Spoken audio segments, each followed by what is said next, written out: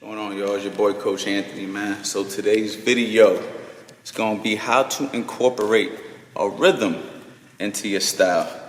Now, when I first started boxing, I started boxing out of a place called the Royal Palm Beach Police Athletic League. Actually, that wasn't where I first started, but it was a place that I ended up for some time. And there was a trainer there by the name of Bill Connors who taught me a couple of good things.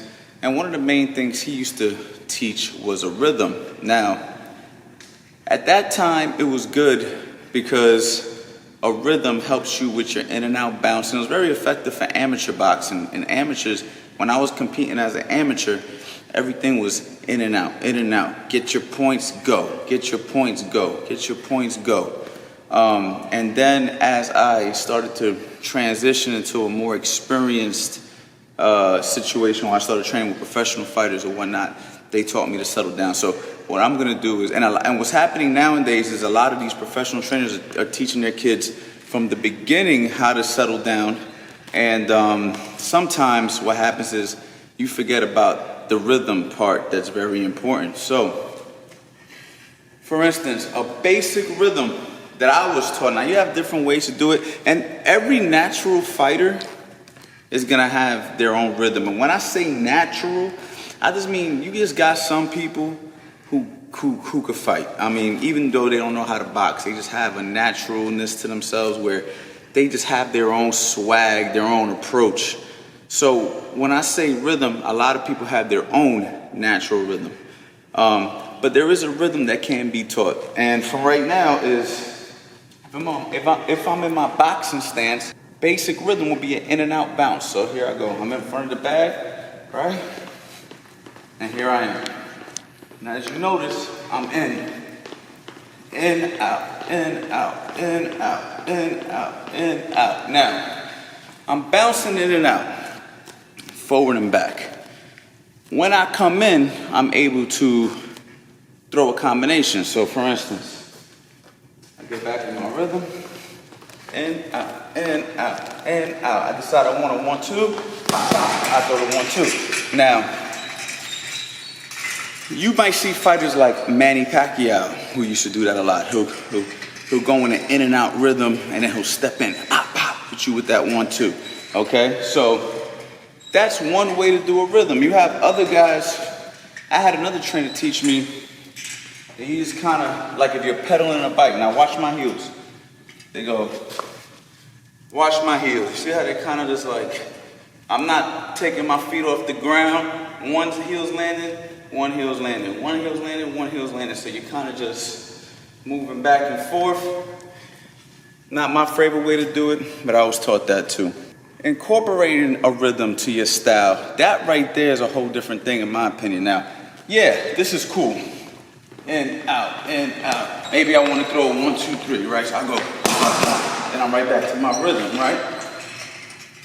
What I don't like about the rhythm is it can be timed. If you do that 1 or 2 or 3 times, eventually somebody's gonna time you, you know, and they're gonna catch you in between your rhythms. So what I would suggest is you incorporate that bounce in there with stepping around the bag. So if you go to like a professional fighter, most professional fighters are gonna teach you to step around. So they'll teach you something like, just step, you know, you're here, pop, just step, pop, right, I'm moving, pop, little steps, you know, pop, little steps, pop. You don't want to do too much moving because, especially as a professional, you don't want to gash yourself. If you look at fighters like Sugar Ray Leonard, though, they used to incorporate both pretty good. And that's more so the thought process that I would have when incorporating a rhythm. So, for instance, let's say I start off with my bounce, right? Then maybe I settle down, all right? I settle down. Add my rhythm when I need to, all right? I'm here, dropping my feints, head movement. Now that's another thing. When you're doing the rhythm, you have to plant your feet before you make a move. And that's what makes it That's what makes your punches effective or even your head movement effective, right? So I tried to teach a rhythm to a beginner the other day, and this is what they were doing. I said, move your head off your rhythm. They would do this. They'll be in a rhythm, and then they'll do this. All right? And I'm like, you can't do both. You have to pick one or the other. So for instance, if I want to move my head, I'm in my rhythm, but then when I decide I want to move my head, look at my feet. Now I planted my feet. I may step off my head movement, you know what I'm saying? But my feet are planted, right? If I'm in my rhythm, I don't want to hop when I'm throwing a combination. I don't want to be rhythm and then be like, right? What I want to do is rhythm, and then when I decide I'm going to punch, boom, boom, boom. And after I hit the combination, back to my rhythm. So when you're incorporating your rhythm, my suggestion would be only do it in spots and always plant before you decide what your next thing's gonna be. So let me try to do it one more time for you guys. So I'm here, right? I'm using my rhythm a little bit, just a little bit. Right, now settle down, right? Little rhythm. And the reason I do the rhythm also is to throw my opponent off. I do it to throw my opponent off because if I just stand right here in front of you, bang, stand in front of you, bang, right? You know where to find me. But if I go boom, hop out, hop back in, fake it, give you a little head movement, bop, bop, right? And then come back in. Now the rhythm can offset your rhythm, right? So that's why you incorporate it. So I'm here, I bounce, settle down, right? Have my head movement, hop out when I need to just to kind of reset, kind of find what I want to do. Back to my bounce. And then that's how you do it. So you blend in the rhythm with your stepping, with your head movement. You don't do it for the whole round. Now, I may teach somebody, give me a round of where you're just bouncing. And you're bouncing like this the whole time. Bang, bang, bang. Throwing your combination. Now the reason I do that is just to drill it. See, a lot of times when we're teaching as coaches, it's not how you're gonna fight. It's just drilling something into you so you have it, so you own it, so you can use it when it's time to be used. But it doesn't mean that's how you're gonna fight the whole entire fight.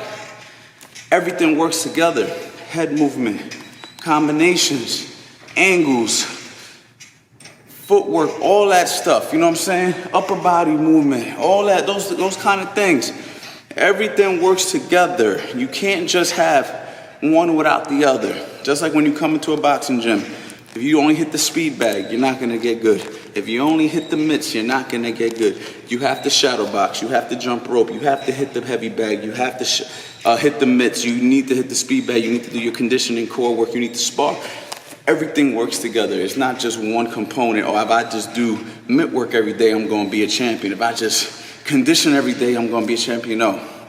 It's one big puzzle, and you gotta put all the pieces together in order to complete it. So it's the same thing with the rhythm. You take the rhythm, you add it to your game, but you don't fight in the rhythm the whole time because you can't be timed and you can't be countered, and you won't know why. So just take this tip, run with it. I hope this helped. Website coming. Jonte, when's the website coming? Next week. Website's coming. I got my team behind me. Okay, so we're working on that. Website's coming. More instructionals are coming. And thank you for your patience. And keep liking, subscribing, sharing the channel. All right, Coach Anthony Boxing, man. Add that rhythm in there. Add that in there. All right.